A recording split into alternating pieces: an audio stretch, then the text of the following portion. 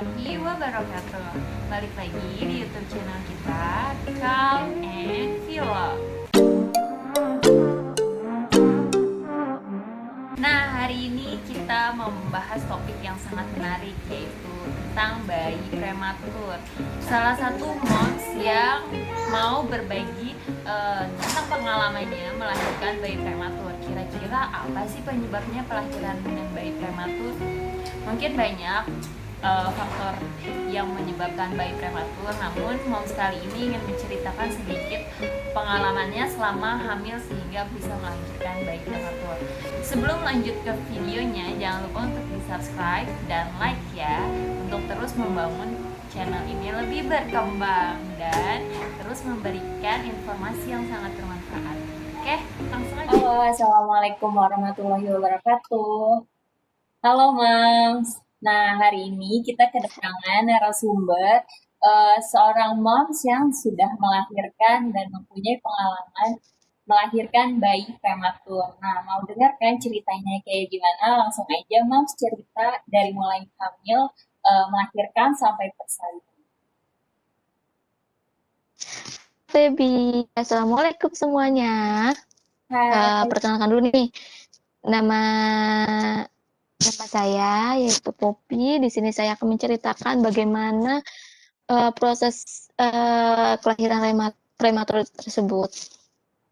Terima kasih sebelumnya untuk Febi untuk mudah mengundang saya di vlog kali ini ya, Feb ya. Oh Di iya. sini saya menceritakan tentang waktu saya hamil. Jadi waktu saya hamil tuh pertamanya itu saya mengalami pusing, Itu di usia pusing yang sangat berat. Itu di trimester ketiga. Jadi awal saya kehamilan itu saya tidak merasakan apa-apa. Jadi awal kehamilan itu saya udah cek lab segala macam itu bagus banget hasilnya. Jadi pas udah trimester ketiga kok saya merasakan pusing. Jadi buat para moms yang lagi sedang hamil, jangan takut untuk memeriksakan darahnya atau memeriksakan kandungannya. Jadi biar ketahuan nih dari trimester pertama sampai trimester ketiga ada penyakit apa. Nah, kalau kebetulan kalau saya itu mengalami preeklamsi. Jadi ketahuannya preeklamsi itu di trimester ketiga. Waktu itu saya pertamanya awalnya pusing yang sangat berat banget, matanya berkunang-kunang. Seketika saya langsung telepon ke suami untuk mengajak ke dokter kandungan. Setelah di rumah sakit atau ke dokter kandungan, saya diperiksa tuh labnya bahwa saya ada protein urin yaitu plus 3. Oh, Masya Allah. Jadi saya mengalami preeklamsi berat.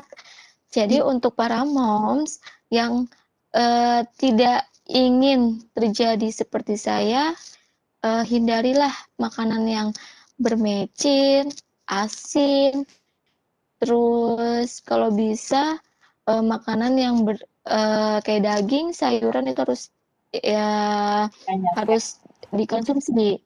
Kebetulan waktu saya hamil itu kebanyakan makan asin ya, jadi eh, protein saya itu tinggi, langsung tensi saya itu tinggi banget. Waktu itu 160 per 110 kebetulan.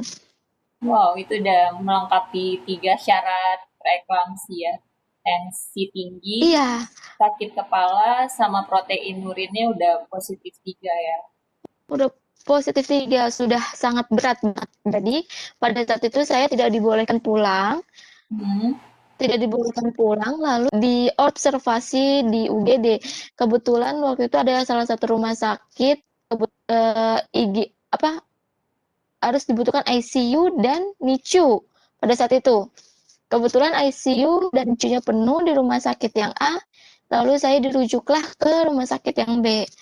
Hmm. Di rumah sakit B ini diobservasi ulang kembali, ternyata masih tetap sama, udah print saya masih plus 3. Ya. dan saya tidak diizinkan untuk pulang kembali dan saya langsung diobservasi pada saat itu sama perawat yang ada di sana di rumah sakit B. Mhm.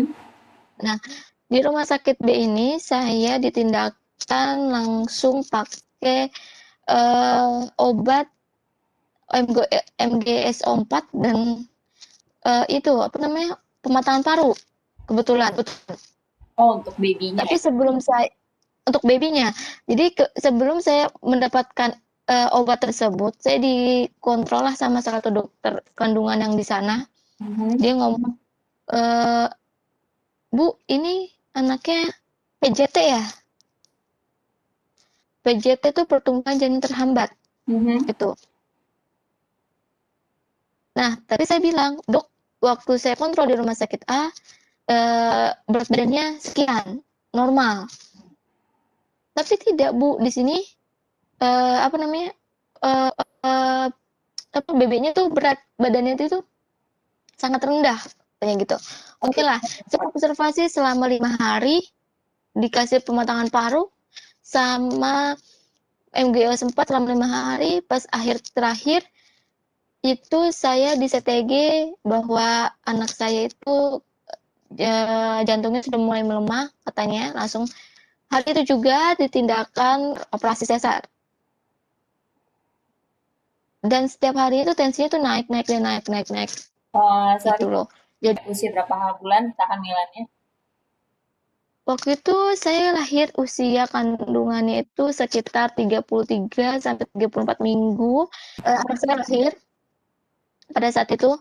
Jadi saya sudah pasrah, sudah masuk ruang operasi, sudah minta doa sana sini. Kalau emang sudah rezekinya saya untuk dipertemukan sama anak saya, alhamdulillah. Tapi kalau tidak ya mungkin bukan rezeki saya pada waktu itu. Pas saya lihat di itu tensi makin naik, makin naik, makin naik. Jadi kalau boleh sih saran aku ya moms, kalau udah waktunya operasi sesar, jangan panik, terus jangan tegang, berdoa ya, berdoa terus. Terus pas udah anak saya lahir, ternyata benar anak saya itu berat badannya rendah, sekitar 1,150 lah pada saat itu. 1,150, 1.150. Dan iya, tingginya itu 20 cm. Itu bisa bayangkan kan bagaimana Ya. segede apalah itu bayi. Dan saya itu sangat bersyukur banget anak saya bisa lahir ke dunia dan alhamdulillah masih keadaan sehat, tidak ada kelainan apapun. Alhamdulillah. Yang penting sampai sekarang Uh, masih sehat ya, Moms. iya, alhamdulillah. Akhirnya anak saya dilarikanlah ke NICU buru-buru tuh ke NICU Wah, untuk dikasih oksigen segala macam buat alat bantu. Jadi jangan takut untuk orang tua di sana yang lagi berjuang, lagi hamil, lagi mau mungkin uh, pengen melahirkan. Jangan takut ya, Mam, karena percayalah uh, ada waktunya yang lebih baik. lalu setelah Gitu. melahirkan, si baby mendapat perawatan di NICU itu berapa hari ya, Moms? Kurang lebih 3 hari ya perawatan di ruang NICU. Jadi kita nggak lama, anak saya nggak lama waktu itu masuk ke ruang NICU, 3 hari didapetin termasuk cepat. perawatan. Alhamdulillah. Hmm? 3 hari Mohon termasuk maaf? cepat. Iya, Ya, alhamdulillah. alhamdulillah. Dan ternyata kan karena emang di sana banyak beberapa bayi ya, Mhm. ada. Jadi anak saya terpisah, ada NICU A, NICU B. Kalau NICU A itu yang punya kelainan jantung, paru-paru, sesak nafas, itu di NICU A. Tapi kalau anak saya di NICU B, dia itu sendiri. Berarti artinya anak saya itu normal. Cuman berat badannya aja yang sangat rendah. Pada saat itu anak saya mendapatkan oksigen, itu juga nggak lama dipakai, cuma 1 hari. Dan Ya, besoknya dicoba sama perawatnya untuk dilepas oksigen, dia bisa nggak untuk bernafas di dunia tanpa alat bantu. Ternyata anak saya alhamdulillah kuat, alhamdulillah. tidak pernah pakai oksigen, dan tidak pakai alat bantu apapun kecuali oksigen dan NGT yang buat susu itu loh, yang Ya, buat masukin susu. ya. Habis itu anak saya dinyatakan boleh pulang di hari ketiga, dan saya bersyukur banget. Pada saat pulang itu rasanya aduh campur aduk. Mungkin karena di luar sana mungkin banyak orang yang merasakan baby blues juga nih, Moms. Betul-betul. Iya, ya kan? Saya juga merasakan baby blues. Benar-benar ngerasain baby blues banget. Cuma baby blues-nya itu saya tidak menunjukkan eh, baby blues saya. Jadi pada saat itu saya ngerasain baby blues, gue nggak mau ketemu bayi gue, pernah Oh, merasakan seperti itu. Mm-mm. Saya belum, maksudnya saya belum menerima itu bayi gue bukan sih, gitu. hmm. Tapi lama-kelamaan mau nggak mau akhirnya hari terakhir saya pulang saya ketemu dulu sebentar anak saya lalu saya menetes air mata pada saat itu sudah tidak tahan lagi lah melihat kondisinya waktu itu sangat Oh, menyesal banget setelah itu saya pulang anak saya masih di NICU hari ketiga anak saya langsung dibolehkan pulang untuk dirawat di rumah kayak gitu. nah, untuk penambahan berat badan dari hari pertama ke 3 itu bagaimana? Apakah sempat turun Hari lagi, per lalu naik lagi, atau oh bertambah-bertambah? oh tidak, justru anak saya bertambah. Jadi pada saat lahir Mhm. sampai di pulang kondisinya itu kenaikannya sekitar 2,5, Oh, 250 gram. Itu dibolehkan pulang karena mungkin menurut suster di sana dia bilang ibu ini dibolehkan pulang karena babynya sehat katanya gitu. oh ya, alhamdulillah. Saya sempat sempat agak sedikit shock juga dibolehkan pulang, kaget kok dibolehkan pulang anak bayi prematur gitu kan. Bukannya justru bayi prematur tuh harus harus Mhm. diurus benar-benar. Pas saya kok konsul lagi ke susternya, susternya ngomong, "Ibu, kalau ibu lama-lama di rumah sakit, ibu yang ada bayi ibu ikutan sakit karena di sini banyak bayi yang sakit." Kayak gitu. Ya Betul-betul. udah dong bersyukur pada saat itu dong moms anak saya baru dibolehkan pulang ya udah pas di rumah di perawatan di rumah satu rumah pun tidak ada yang mau berani megang Takut mungkin ya, pada maksudnya saat itu karena iya takut hamil, takut salah pegang gitu ya. iya betul udah takut terus dia itu mungkin steril ya kalau prematur tuh Ya, harus steril benar-benar. bahannya harus steril jadi untuk si di ruangan pun itu benar-benar hanya saya, suami saya, dan anak saya. Jadi tidak ada satu orang pun yang boleh masuk pada saat itu. Ya, memang harus Setelah di rumah, ya kan kalau bayi prematur itu harus ekstra. kondisi yang hangat, ruangan ekstra dan hangat, ya kan? Ruangannya yang hangat. Ya, betul. Akhirnya dibikinin lah inkubator buatan. Kreatif ya momsnya. Iya, dibuatlah inkubator buatan pada saat itu. Jadi kalau mungkin moms yang di sana yang memiliki bayi prematur nggak usah nyewa yang mahal-mahal nggak usah apa namanya dikeluarkan di luar gitu dijemur segala macam Hmm. kalaupun nggak ada matahari moms bisa bikin inkubator buatan pakai lampu itunya bohlamnya itu 40 itunya inch 40 inch Hmm. Yang udah warna itunya putih atau inch merah kan ada tuh. oh saya makanya putih pada Oh, saat itu tapi rata-rata pakainya yang merah. hmm. Kalau saya pakai putih pada saat itu. Oke. Karena kenapa saya pakai yang putih? Karena saya disarankan bisa pakai yang putih juga selain yang bohlam merah itu. Gitu. Jadi selain kita pakai inkubator mungkin ya, Mhm. mungkin nggak keburu pakai inkubator nih. Nah, ada cara lain nih, pakai metode kanguru. Karena kan Oh, iya betul. ya kehangatan tubuh seorang ibu itu lebih dominan kan untuk menghangatkan si bayi. Mhm. Jadi bisa juga skin to skinnya bayi itu bisa merasakan kehangatan tubuh ibunya seperti itu. Mungkin bisa sama momsnya atau sama dedinya ya. Iya, bisa mau sama dia kebetulan pada saat itu anak saya juga pakai moms dan daddy gitu. Jadi untuk ibu-ibu di luar sana yang jangan takut anak gue lahir prematur, anak gue nanti anak berat badan kecil. Untuk para moms yang di luar sana mungkin yang sedang hamil, sedang mau melahirkan, jangan takut bayinya ntar kecil atau gimana. Yang penting momsnya Selama juga saya, optimis ya. nah, satu Optimis, optimis, doa. jangan lupa. Optimis, berpikiran positif, dukungan dari keluarga, dukungan dari teman, Ya, terus pokoknya kita semangat demi anak walaupun hatinya hatinya terkikis tapi kita buat anak itu harus betul. lebih ekstrim lagi. Terus buat moms.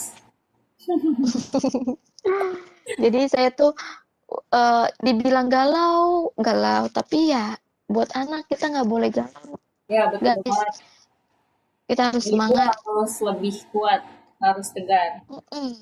Harus kuat. Ibunya kuat, anaknya pun juga kuat. Benar, benar. Betul sekali. Iya. Lalu gimana nih pengurusan baby yang kecil? Itu adakah susu yang khusus? Kebetulan anak saya itu ini ya, apa namanya, ASI ASI selama 6 bulan, eksklusif 6 bulan.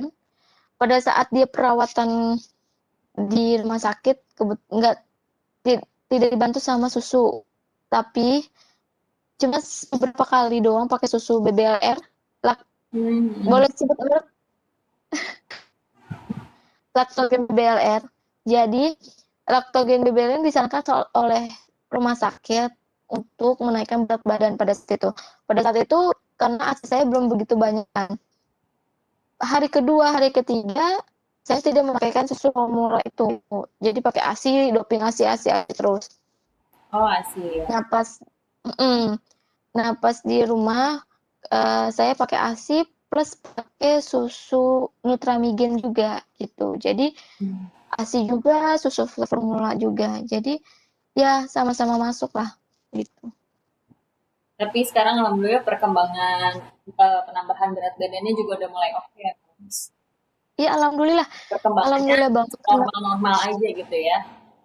Iya, normal banget. Jadi anak saya itu walaupun berat badannya kecil, alhamdulillah tidak turun, naik terus berat badannya. Ini karena semangat moms Gitu. juga nih.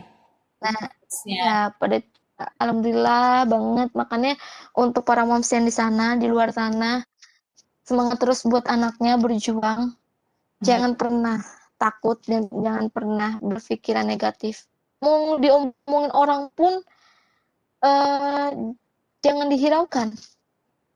Kita buang jauh-jauh karena itu membuat ASI kita turun.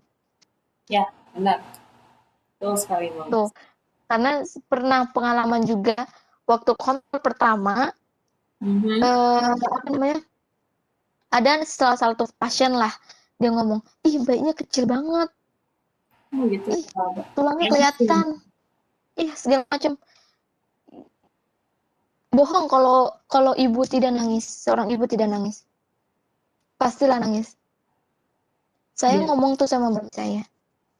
Anak saya ngomong, eee, "Kita buktikan, Nak, nanti pada saat nanti kamu bisa tumbuh dengan baik dan cepat-cepat besar."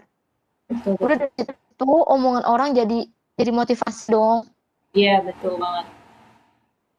motivasi omongan orang. Kita masukin aja komenan orang. Mau bayi lo kecil, bayi lo gede, bayi lo lambat, itu omongin aja. Masukin aja maksudnya. Kita jadi motivasi gitu. Ya, buktikan dengan prestasi asik. Iya, betul. Jadi jangan jangan jangan takutlah untuk ibu-ibu di sana. Para moms yang di sana tetap semangat intinya. Oke. Sekarang baby mom sudah usia berapa bulan? kalau boleh tahu? Sekarang usianya 8 bulan, mau jalan 9 bulan. Kalau usia kronologisnya 6 bulan, jalan 7 bulan. Oh, Gitu. kalau sesuai Jadi dengan kan, usia kehamilan. Kalau misalkan lahir dengan usia kehamilan normal, sekarang 6 bulan. Tapi kalau sesuai dengan kelahirannya, ya, usia 8 bulan. iya betul. Jadi kan kalau prematur itu ada yang kronologis, ada yang normalnya, segala macam. Jadi kita mungkin untuk ilmu juga nih, untuk para moms, mungkin lahirnya prematur, Mhm. moms harus memperhatikan nih usia kronologisnya nih. Misalnya usia kronologis 7 bulan. Oh, apa aja sih perkembangan apa aja sih yang usia 7 bulan yang apa namanya yang harus duluan gitu kan.